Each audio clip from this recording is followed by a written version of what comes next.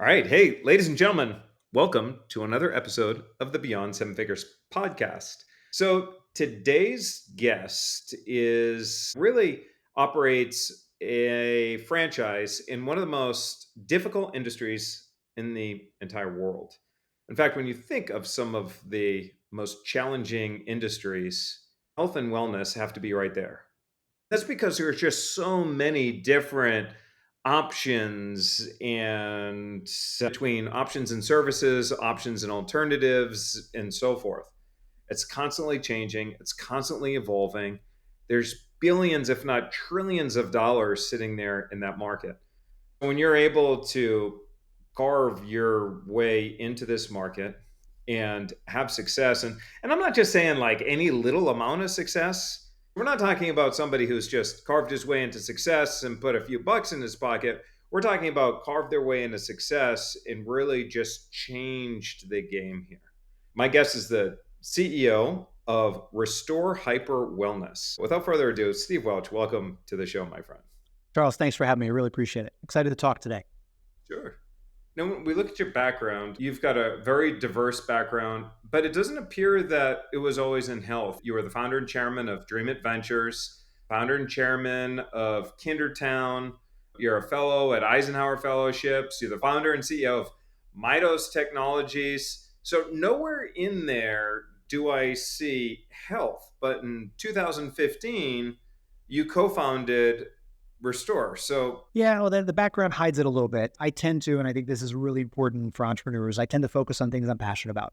There's a lot of ways to make money in this world, but if you're not passionate about something, it's just a job. Mitos, we were in the biotech industry. We were a company that manufactured the back-end systems that manufacture biological drugs, vaccines, things of that nature. I sold that when I was 30 to Parker. So if you look at Parker's life sciences business. But when I founded Dream It with a couple other entrepreneurs that had big exits, we evolved over the first couple of years really to be one of the most active healthcare investors in the country. So we really could see where healthcare was going.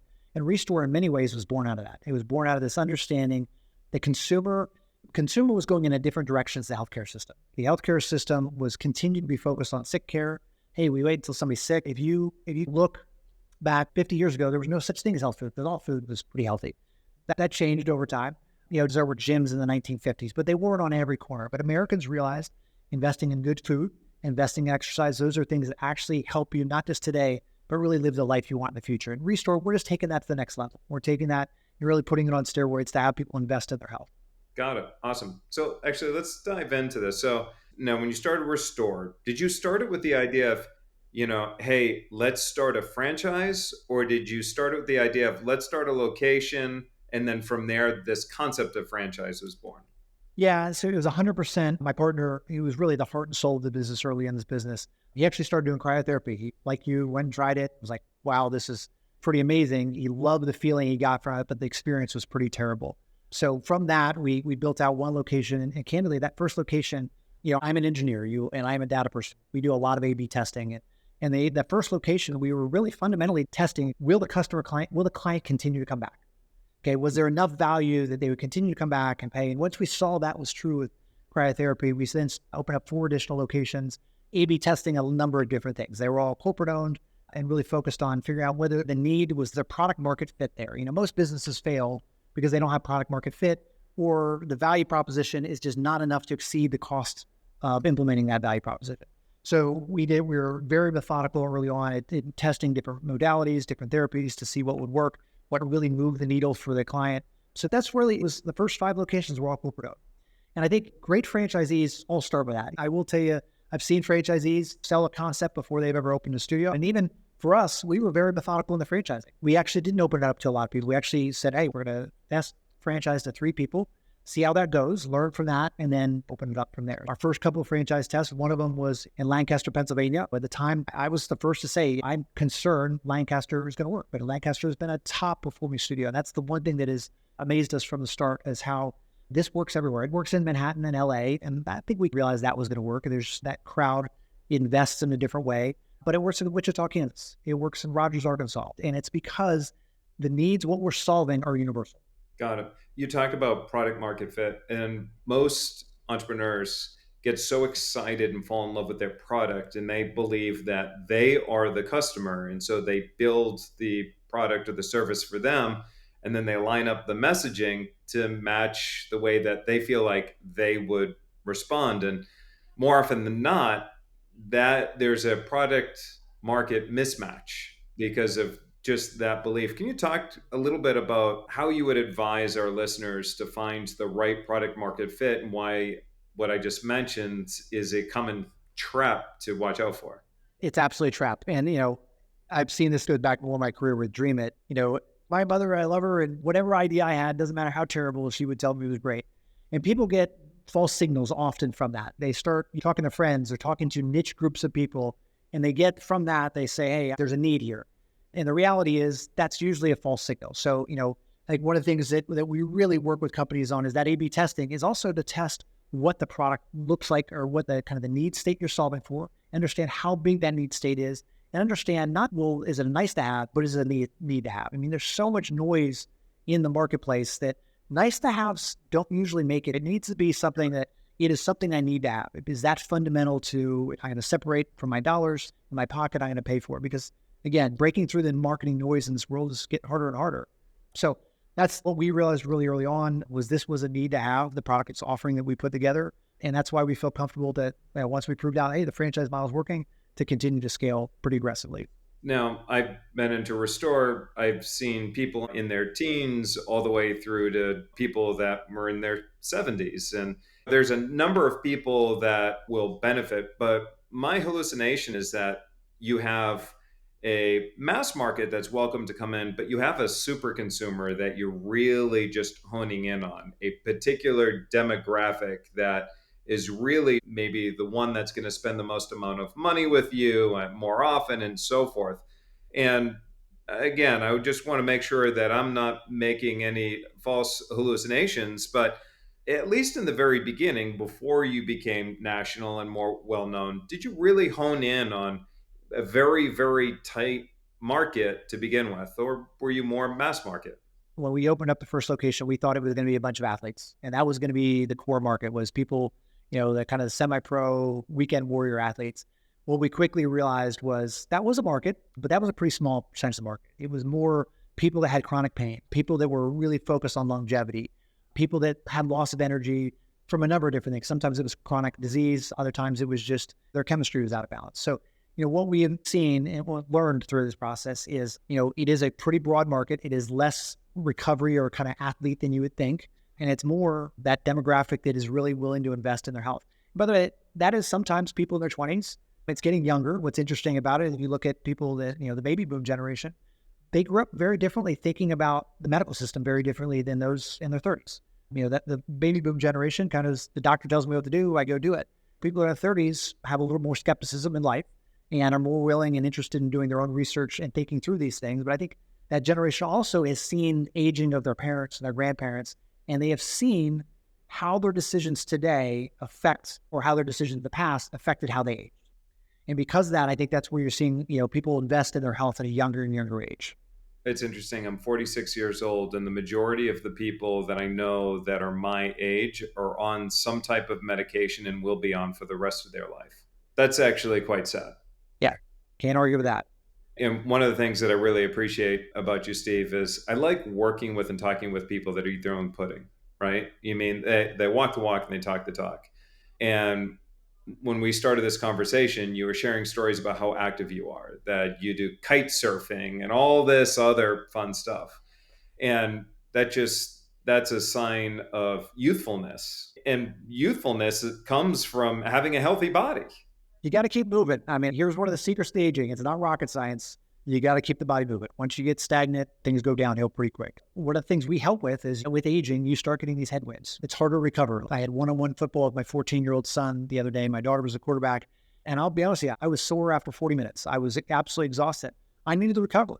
I went and did compression therapy and I did cryotherapy. And the next day I did my normal 5-mile run. So we are helping people kind of overcome those headwinds they start to face with age. There's no question around it. Now, one of the things that I want to bring back up to our listeners is, you had mentioned that you originally started with this idea that it was going to be athletes. and you looked at the data, you realized that the data didn't support the existing beliefs, and so you pivoted. One of my mentors happened to be Tony Robbins' mentor back in the day. So I had traveled with Tony Robbins for a year and a half. I paid Tony to just study from him. And then Tony Robbins' mentor somehow knew that I was traveling with Tony and then brought me into his fold. But one of the things that he said to me, because as he was watching me, there was a situation where something in business didn't work out. So I immediately pivoted and changed something. And he said, Charlie, the number one characteristic among the most successful entrepreneurs and CEOs on the planet that I have ever studied, worked with, or became friends with is your ability to pivot and adapt. And I found that with you, you said real quick that, you pivoted and adapt. And there's this belief that failure is not an option. And these young entrepreneurs will get in there, they'll start a business, they will look at starting it with this mindset, let's say in your case, of working with these athletes and it's not working, and they go, failure is not an option. And so they just try working harder and harder and harder, trying to fit a square peg in a round hole. So that's problem number one. Or they take the opposite situation where before they pull the trigger and actually build a business, they spend an inordinate amount of time doing research and so forth to come up with this elaborate whatever instead of some sort of minimum viable product to collect data. But you've been around this enough to actually see both sides. Yeah. It is the finest line. I think the key is to fail fast. Failing in a year is different than spending a decade of your life on something. And one of the reasons I've never been in biotech is the amount of time in the biologics business that you actually don't know whether you've succeeded or not. Like, all right, we have this compound, we developed it, we've done some clinical trials, but it could be over a decade before you actually know whether the product works. And I just can't imagine spending a decade and then doing everything right, executing very well, and then product doesn't work. And now, all right, that's a lost decade. The key to be able to fail fast, whether figure out, is this a viable business quickly? And you do that and you fail. If you do it fast, that's great. If it took a decade, life is short. You don't have that many decades in your life. And I think that the challenge, though, the one amazing thing is, having worked with entrepreneurs for years, is there is this fine line, and it's hard to spot even. Like, there are the entrepreneurs that will run through a wall, that hit a wall and just keep going and run through it, and they succeed from that process. And then there's the other ones that kind of run through that wall and keep doing it, but they don't succeed. The good guys, the guys that are able to kind of synthesize all the information from the market and adapt and say, hey, time to shut her down and move on to something else. And those that continue to run through the wall, I don't know why it is, but it is one, like my partners and I dream it. We constantly are like, yeah, he's unwilling to move on, and it's time to move on. Yeah. I've got this long-standing belief that everything works and nothing works at the same time. And I was at this networking event out in California, and 7, 8-figure businesses are all just sort of all over, listening to one person talk, and they say, this is what works and this is what doesn't work.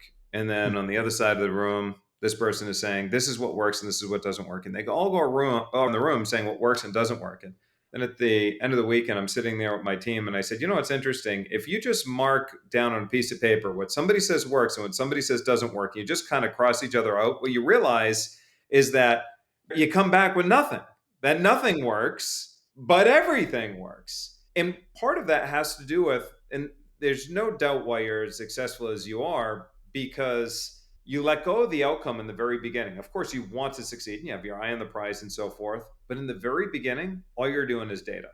Let's just look for the data. If you hold on too tightly to the outcome, then you're going to argue for the outcome more than actually let the data guide your decisions. Absolutely. That's incredibly well said. So I want to compliment you on that. But now running a franchise is really all about operations and data. I do believe, even if for a business owner that is not intending on ever franchising their business, that they should build their business as if they were franchising it anyway, because you have the systems, the operations, Yeah. the processes to allow it to scale, and then it helps to increase the business valuation in the event that you ever go to sell it. I'll tell you, the advantage of franchising is you cannot beat that owner in market, waking up every day, focused on growing his or her business. Which can't be beat. There's no way we can pay we have corporate studios and they do quite well, but it's impossible to ask that person that is, working as a studio manager to compete against that person who's waking up every day. This is his business. He's invested his hard-earned money in it, his or her hard-earned money in it. So I think that is what makes franchising Mhm. systems really unique and why I think a lot of people go down that path. There are challenges to it. Again, I'll be the first to admit, you talked about having, a person, everybody writing, coming up with ideas, and every idea kind of crosses itself out and doesn't work and doesn't, it does work. We have over 100 franchise owners. They all have valid opinions and they conflict. Some of them think we should do this and another thinks we should do that. And managing through that and keeping the team focused is one of the really unique challenges of our franchise system. But again, I would take franchise owners that are committed and focused and every day growing their business. I'd take that over the corporate studio where you definitely have more controls, but you don't have that person every day that's focused on driving the business the same way. One of my friends founded a company you would be familiar with, Planet Fitness. And I've done multiple different projects with him and so forth. Michael's gone out of Planet Fitness. For all of you know that there's all this stuff going on with Planet Fitness. He's not CEO or founder anymore. He exited many, many, many years ago. But one of the things that Michael shared with me is he said, I could go into any business, any of my franchises. I knew exactly when the trash barrel would be full and how long it would take before it was emptied. I knew on average how many pens would be stolen from the front desk. And he knew the data to a point that was just mind blowing to me. How data obsessed are you in that same way? Well, we are data obsessed. He is a level above me. But I will tell you, every studio we have has a score. And before I'm going to talk to a franchisee, I know what their score is. And that score is based on a number of factors that we pull in, everything from NPS scores. Like we do a survey of clients, we know that secret shoppers, we get that. But even their leading indicators. So for us, it's, how many first-time clients do we get into a studio? How many of those do you convert to a member or purchasing additional services? And then how many do you retain? 1 year retention rate. And those things tell you and give you an idea of what needs to be fixed in the studio. If the economics aren't working right, it allows you to say, all right, well, we have a issue that we're churning tooth people. So something's not working within that portion of the business. That's a pretty easy thing to rally around as an organization. I totally get that. That now let's look into the future, right? So, where do you see? Let's start with longevity and peptides because that seems to be Mhm. one of the most popular things that are making my radar. Selfishly, I'd like to know where you see the industry on peptides and just longevity as an industry as a whole. So, why don't we start there? Yeah, so I'll start with peptides. Peptides are a tough one because there's, I think, over 300 peptides. So Mhm. we're lumping a lot of things together in kind of a whole holistic way. And they're so unique. They're so different. Each one has its own kind of field of science behind it. So the two that we're focused on right now is semaglutide and tirzepatide. Those are ones that have strong history of getting better outcomes for people when it comes to weight management. And, we have a weight management program that I think is second to none. It is not just, hey, come and get shot. It is a holistic way of looking at weight management, making sure that we're managing muscle mass as well. So the big challenge you have in weight loss is often people just worry about weight loss, but not all weight in the body is equal. Muscle is arguably the longevity drug. We use what's called an in-body machine. So we do weekly measurements Yeah, of your entire body and look at visceral fat, look at body fat and trunk fat, and look at lean muscle mass. And we adapt our program based on what we're seeing from those results. It is a much safer way and managing weight. Some of them have, huge amounts of science behind them. I'm the first to always say, I am not a doctor. I won't get into the science. We have a chief medical officer, Dr. Henry Laguerre, who's been fantastic. He has built several businesses by himself that have done very well. But I leave the commentary on products that aren't in the studios to that team. Anything that we want in life, it's, more years. I do think we need to focus. I think our healthcare system has screwed this up a little bit, which is we focus on lifespan, like how long we live. I think what's more important is how long do we live the life we want to live. How long are we continuing to be able to do the things we want to do? We use a term called health span here, which is that time in life when you can live relatively disease free, do the things you want to do. I think there is understandably, that is the holy grail. That is why people are willing to invest in their health today, is they realize investing today gives them those extra years of health span. 100%, I think longevity is here to stay. It is not a buzzword. It is a buzzword, but it is not a fad. There's been numerous people in history, from Alexander the Great to Ponce de Leon, who were looking for the fountain of youth. It is not kind of some fad. This is what human beings are looking for. sure. And as I've mentioned earlier on and on several different podcasts and whatnot, we had Ben Greenfield on not too long ago. As entrepreneurs, we're intellectual athletes. And as any leader inside of a business, you're an intellectual athlete. And it gets to that point where getting to the top 80% of your career, that's actually pretty easy. You got to show up, you got to do the work, and over time you get to that top 80%. But if you want to close the gap between 80% being in the 80 to 96%, it gets incrementally more difficult. And then if you want to close the gap between 96% and 4%, that just every percentage point again is extremely difficult. And so there's a point where you want to put every advantage in your corner, every ace in your hand, as I like to say. And if you can maximize your health, and you could tell how healthy you are by how effective your brain is, that's like a general barometer. And so if you wake up in the morning and you're feeling groggy, if you've got fog in your brain, if you're requiring some caffeine or whatever just to be able to function, your ability to make clear decisions to suffer. And we're all where we are right now because of the quality of the decisions that we make in our lives. So the better the decisions, the better your results. How are you able to sustain your energy? How are you able to go to bed at night, get quality sleep so that you can function? So all of this is critically important to building yourself as an intellectual athlete. Would you agree, Steve? I would. And you hit on one that I'd love to hit on, which is one of our elements, which is sleep, or we call rest. Yeah, we have a partnership with Aurora Ring. We use it for our clinical trials. If I were to describe all the benefits of sleep, it is the ultimate drug. Nothing else is even close. Like if you get good sleep, it solves so many of other life's issues. And I think that's true. I think there's no question about it. I've seen that in my own life. That's why we talk about hyper wellness here at Restore, which is really the passionate, consistent pursuit of your health. And it underlies everything else. So in my own life, I talk about 3 buckets. I have my work bucket, I have my me bucket, I have my family bucket. And all 3 of those buckets require me to be healthy, require those other things to work. And that's why, again, investing in health is so fundamental to the larger picture of everything else you want to accomplish in life. When you're young, you don't have a family, you don't have the same commitments, you do have more energy. That is the time to take a risk to get ideas up and off the ground. But one of the things, my secrets has been, I've been relatively imbalanced. Now, I'll be blunt, right now, I'm way out of balance. My work is consuming way more time. Now, I was a stay-at-home dad for a half a decade, maybe more. I think the key is to acknowledge those buckets, understand where you are, what you're trying to accomplish, and understand that they're going to get out of balance. And especially make sure those around you understand they're going to get out of balance. You know, when I took my current commitment, I sat down with my family and I said, here, guys, I've been home a lot. I have coached every Destination Imagination team for the last 6 years. I've coached every soccer team, every math pentathlon team. And that's not going to be the case for the next couple of years. And walk through why I was doing what I was doing. And, you know, the key is making sure those around you, everybody's bought into that. Now, I will not be in this place forever. I will not be working as much as I'm working right now, but I'll get them back in balance at time. You need purpose in life. I think this is the one thing that people miss. And purpose comes in different ways. For me, creating value is the case. I sold my first company when I was 30. And one of the things I'm most proud of is at 30, people that make a lot of money at 30 can, not always, follow 1 or 2 paths. I made the decision I was going to find balance. I was going to continue to create value. I love my job here because we're creating value for the world that'll live on beyond anybody that's sitting in the building. It'll last for a long time. It is hard to be happy, I should say, without that purpose. And that purpose comes in many different forms for other people. Now, this is the Beyond 7 Figures podcast.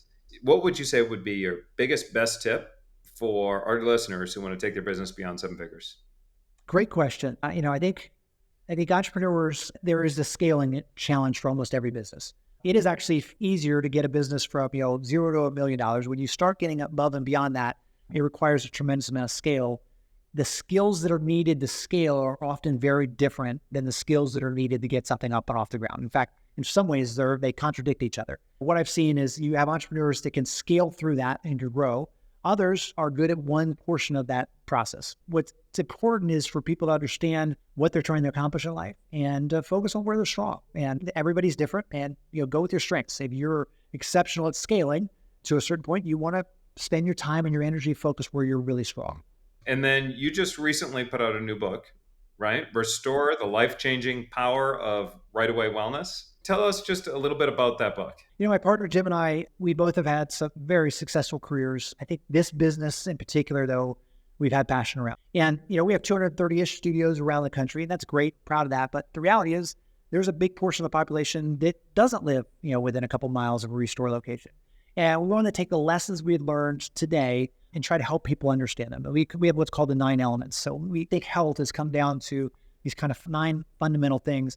And we give stories and we try to do our best to make it real. So they're real people and how they overcome challenges they've had in their health and how that's really affected their lives. So It is a quick read. You can pre-order on Amazon today. It comes out in about a month. I'd love everybody to go get it. I assure you, it'll be well worth the time and energy, whether you're a Restore member or not. And a lot of the things we talk about have nothing to do with Restore. Okay, you need community. Well, Restore does offer a little community for sure, but we're talking much broader though. You need relationships in your life. So it is not just about things that happen to Restore, but it is really about what it takes to think about hyper wellness and be hyper well so you can do the things you want in life. That is absolutely phenomenal. Now, people want to learn about you, the work that you do, and so forth. Where can we direct them? Restore.com. Please check us out. I really would encourage anybody here to go try out, go to a studio. If you don't have aches and pains, if you don't have lost energy today, you will at some point. I assure you that's kind of the one universal truth. Go check out a studio today. Our team there will help you try to understand what you're trying to accomplish and build a personalized plan for you. Awesome. Very cool. So, we talked a lot about many things today. We've talked about the importance of that health and longevity. And let's face it, your best time to focus on your health is not when you have the aches or pains. So, you want to focus on your health while you're healthy to ensure that you don't have those aches and pains in the future. Actually, the same principles go for your business as well. You don't want to focus on filling your sales pipeline when you need to fill your sales pipeline. You actually want to focus your sales pipeline and continue leaning in all the way along the way, which helps bring that predictability. There's a number of highlights that I'm pulling out from today's conversation that I just want to bring up. I love the fact that Steve is so focused in on data. So he lets the data guide his decisions. He's not so headstrong on one particular idea that he'll defend the idea. He'll let the data decide his decisions. And that's because of his obsession with the product market fit. Having a great product that delivers value. You've heard him mention the word value over and over and over again, and his obsession with creating that value. And then the market fit, making sure that the value that he's creating is wanted in the market. And he's done a really good job. Look, it's not every day that you get to talk to somebody as successful as Steve. And particularly when they're number one, it's you're number one. You're at the top of the mountain. And Steve has reached number one on a number of different lists. And so I would definitely highly encourage you to just listen to some of those principles. You've probably heard some of those principles in past episodes that we've talked about in the Beyond Seven Figures podcast. And notice that success leaves clues. And you're seeing some of the most successful people repeat the same lessons over and over and over again. So, just something to pay attention to. So, make sure you check out Steve's book. It's Restore. You can find that on Amazon and so forth. Go to restore.com. I tell you what, if you haven't checked out cryotherapy yet, just check it out. If anything, you could tell your friends you were in a cold room that was 150 or whatever degrees Fahrenheit, 110 degrees Celsius. So that wraps up today's episode of the Beyond Seven Figures podcast. This is Charles Gaudette with my new friend Steve Welch, and I will see you in another episode.